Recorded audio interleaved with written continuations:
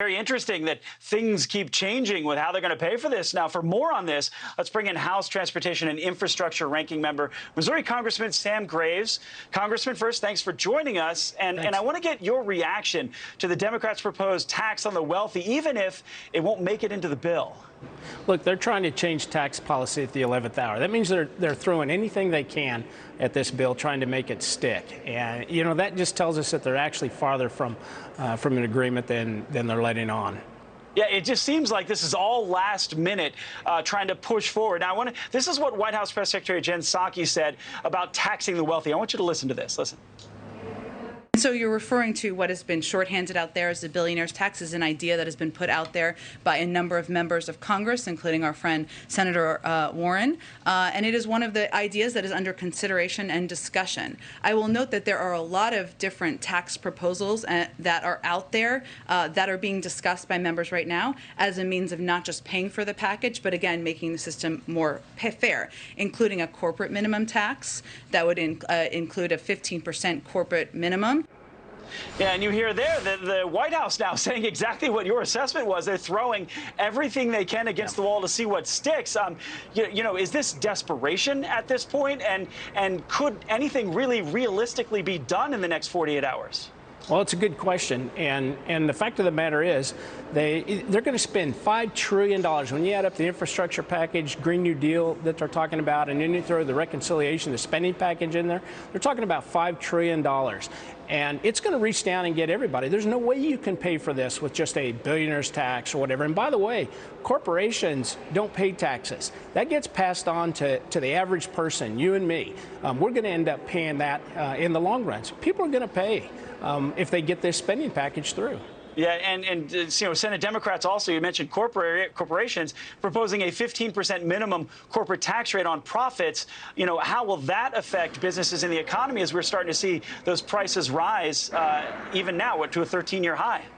It's going to affect the price of everything out there, whether that's a good or a service. You know, we're already seeing inflation as a result of so many other things, you know, the policies that the administration is putting out. But this is going to have a massive impact on the price of everything that common people are going to be buying. Normal people, poor, moderate income, medium income, higher income. Everybody's going to end up paying things like that. Yeah, and we're already starting to feel it. Now, a progressive Democrat source is telling Fox News that they are prepared, the progressives, to vote down the bipartisan infrastructure bill if it comes up again without that massive social spending bill. Is this a little disingenuous? Because many of those progressives have made speeches over the summer, or since the summer, about the importance of a true infrastructure bill. Yeah, it is. And you know what, if they would just concentrate on traditional infrastructure, those things that are very important that we need to get done, roads, bridges, you know, rail, ports, we wouldn't be in the problems that we're in right now, or seeing the problems that we're seeing right now. For instance, you know, the backup at the ports in Southern California. If they would just concentrate on true infrastructure, real infrastructure, traditional infrastructure, but they can't do that. They've got to pass this massive spending. I mean, again, $5 trillion. It's just unbelievable. Do you think the American people suffer for that we don't get right now this true infrastructure bill? Yes, they're going to suffer for it. And, you know, not only in what they're going to pay for everything and the taxes are going to be increased to ultimately pay for it, but it's going to have a devastating impact on the economy.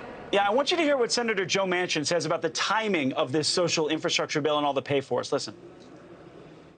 We're not doing everything today. We're basically trying to agree to a framework, and the president's been very clear. He'll go over to the House, and he'll basically explain to the House that I have a framework, but there's still an awful lot of work to be done, and we're going to have something happen, and you have to trust the president's given everything he has to make this happen. So it sounds like the president will be going to the G20 and the climate conference, you know, empty-handed. It seems like Senator Manchin is not willing to rush this. When you say things like a framework, you know, there's been a framework from the beginning. The bottom line is there's no bill. They do not have a bill. And, you know, until they come up with something concrete, I don't know how they're going to work on it. How do you pass a rule, or how do you bring a bill to the floor that is only just a framework? It's very frustrating. It just goes to show you how, you know, miscombobulated their entire caucus is on this. Yeah, in the last 45 seconds or so, along the lines of infrastructure, I want to get your thoughts on the supply chain crisis and what's being done by this administration to solve that and what's not being done. Well, the problem is the administration's policies.